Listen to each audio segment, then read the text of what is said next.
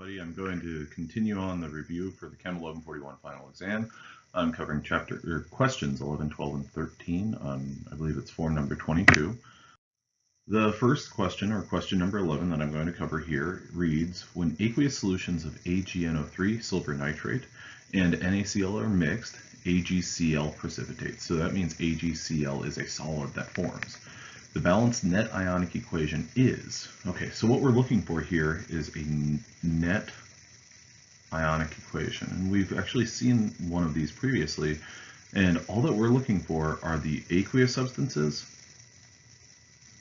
aqueous plus an aqueous, producing a solid. Okay, so what that means is we're looking for individual ions, aqueous ions, reacting with one another to form a solid. So we should see basically two things on the reactant side and one thing on the product side. And if you look at answer option A, what that shows is two things that are aqueous, good, but our product is AgNO3. That's not what we're looking for. We are looking for AgCl. Okay, now skipping answer option B, we go on to C. C is out of the question because this shows a solid is formed, but it also shows another ionic compound that is formed. So all that we're caring about is what reacts and what is precipitated. We don't care about anything else that's left in the solution. So C is out. If you look at D, that's basically the exact same thing. All that has happened is they switched the subscript, the S, from AgCl to NaNO3. So that one's out. We don't care about that.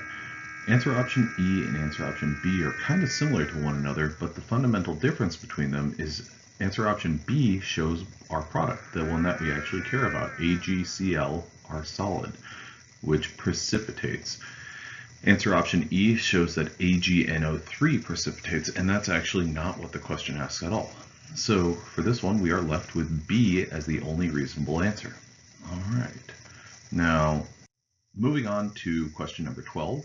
The formula weight of potassium dichromate K2Cr2O7 is blank AMU. So what's the total mass of this? You have to find out what is the mass of potassium, because there are two of them. What is the mass of chromium, because there are two of them. And then finally, what is the mass of oxygen, because there are 7 of them. So you'll have to look at a periodic table for this. And when you look at the periodic table, you will learn that potassium has an atomic mass of approximately 40. I'm just going to round up. I believe that, well, I'm going to write it out exactly, sorry. So 39.098 AMU. Chromium is 51.996 AMU, and oxygen is 15.999.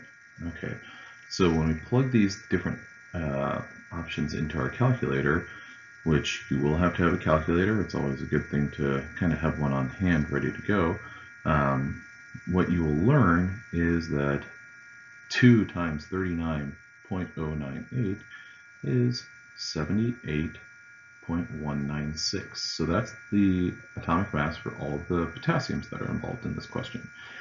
2 times 51.996, that is 103.992 AMU, and then 7 times 15.999 is 111.993 AMU.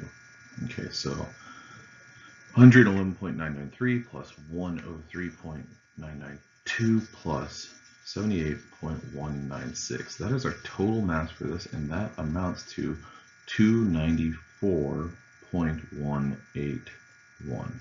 And if we look at this, well, what are good answer options? We've got 294.18, which is answer option D. Everything else is kind of off the table. So all that you need to do for this sort of problem is find out what is in this question and add them all up. Question number 13.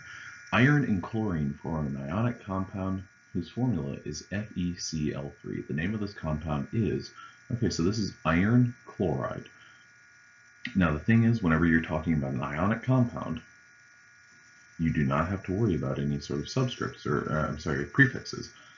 An ionic compound, what you do have to worry about is this would dissociate Fe Cl3 would dissociate into an iron cation and a chloride anion. Okay, so there's going to be a negative there and a positive here. Now, what we have to decipher is what is the charge on each one of these. Chloride is a halogen. It's going to form a -1 ion. Iron is a transition metal. It can adopt a couple of different charges. But for this to make sense, this would have to be a 3+. Okay, so FeCl3 would be our formula. What we are looking for is not iron chlorine, even though those are the atoms that are involved. Ferric trichloride, we don't have to worry about that because that has a prefix. Mon-iron trichloride, that would be wrong. And we're left with iron and then 3 in parentheses chloride. And like I said, with an ionic compound, you don't have to worry about any sort of prefixes or anything like that. So we are left with only C as a good option. Hope this is helpful. I'll get back to a few questions in just a little.